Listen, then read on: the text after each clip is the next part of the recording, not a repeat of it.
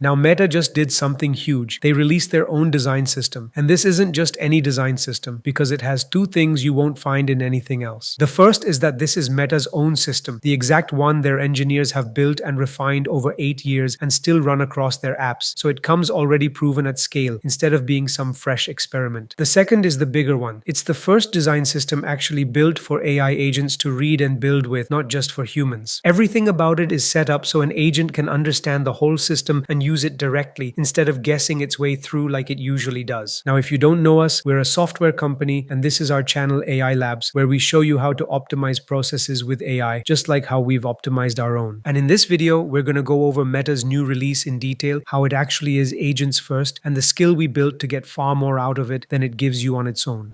Before we get into how this system looks, let's quickly cover what Astryx actually is. So Astryx is basically Meta's own internal system for building sites, and they've just open sourced it. Meta's style is professional and minimal. It's the same design approach that shows up across Meta's own products, so minimalism mixed with brand level design and systems thinking. That way, every part of a site follows the same rules and fits together. It's fully customizable, so anyone using it can tweak it to their own brand colors and make Meta's system their own. It's built on React and StyleX, which are basically two of the most popular tools people use to build the front end of a site, and it's a component library kind of like ShadCN, where ShadCN gives us pre-built components we can drop straight into our app. Astryx gives us over 150 meta-style components we can tweak to what we need. It's also designed so agents can use it easily. It ships with ready-to-use templates for the pages that come up the most, like the login, settings, and chat pages, and the agent can pull those in directly as a starting point. You can even use the playground to see how your changes look. It shows the code on one side in an editable pane, and any change you make there shows up right away in the pane on the right. The playground's also where you can explore Astryx's themes. Each one has its own style, colors, and fonts that suit a different kind of website, and you can preview them right there to see which one you want without actually applying it to your project. Since it's still in beta, the engineers at Meta are actively updating and improving it. They built it off their 8 years of experience designing systems at the company, and it's already powering a huge number of the apps they've shipped. The main principle behind the library is guidance over enforcement. So instead of adding guardrails that stop agents from doing certain things, it just gives them components they can use directly. The guidance doesn't live in prompts, it lives in the docs and examples, because every convention needed to build with Astryx is documented, down to each rule and detail. So Astryx is built so both humans and AI agents can work with it without getting stuck. And because Meta engineers build and maintain it, everything in the design system is tested and proven in practice instead of based on assumptions about how things should work.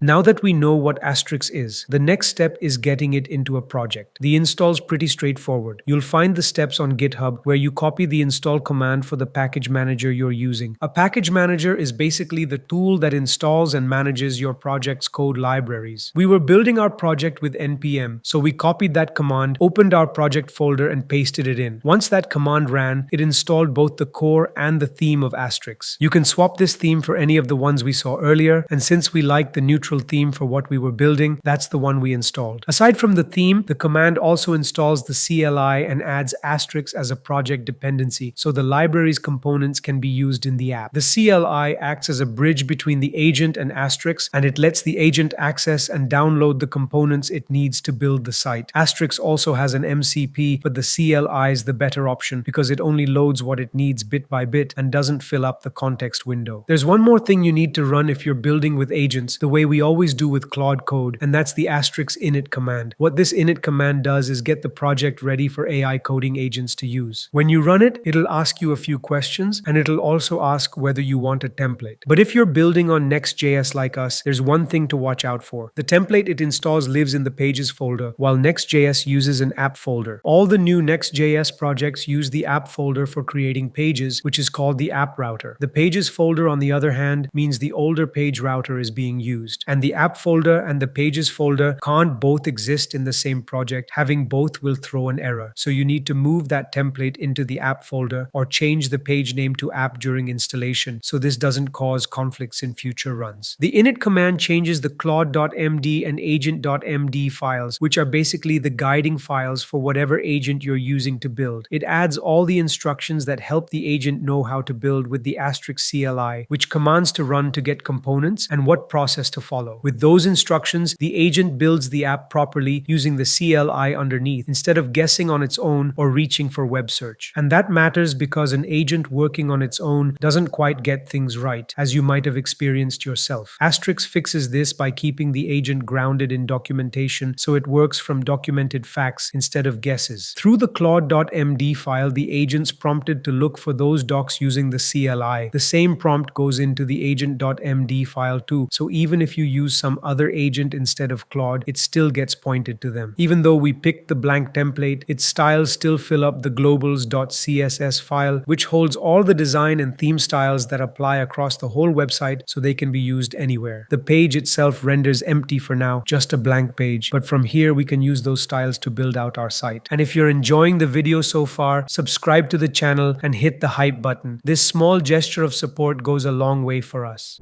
With Astryx installed and the project ready for agents, we can start building an actual site. To use it, you just give the agent a prompt describing the website you want in detail. Once you send it, Claude starts by orienting itself with the project first, since we'd already installed the Next.js project. It then follows the Astryx workflow spelled out in the Claude.md file. Claude then calls the Astryx CLI tools and looks for the starter pack, the design prompts, and any other resources Astryx has that match the design direction we're going for. That way it doesn't rebuild things from scratch, it starts from what already exists. From there, Claude picks the template that fits best. It goes through multiple commands to pull all the components it needs. Then it starts writing the code for the app and runs it. The site it built was simple and did follow the minimalist style, though there were a few issues. One card was wrapping to a new line when it should have stayed aligned with the main line and the products weren't centered. The color theme it picked also looked like AI slop, that usual blue and black theme AI models reach for while building almost any business website. And even though we were only building a simple site, it took a really long time, around 16 minutes, way longer than we expected. But before we move forward, let's have a word by our sponsor, Lychee Gen. I took this character artwork and a couple of minutes later, it was a fully 3D, ready to print model, no modeling skills needed. Here's how. With Lychee Gen, you go from an image, a sketch, or even a text prompt to a 3D model in minutes. I uploaded my artwork and it generated a clean, printable model right on screen. My figure looked great, but the sword felt too small. So in the edit studio, I just said, make it bigger without starting over. Then I opened it straight in Lychee Slicer, where it came in clean, watertight, and ready to print. And here's what actually matters. Lychee Gen is built by the team behind Lychee Slicer, the most popular resin printing software with over 800,000 users. So these models aren't just pretty on screen, they're built to print with clean topology and auto repair baked in. Every new account gets free credits, so your first model is completely free. Click the link in the pinned comment to get started with Lychee Gen.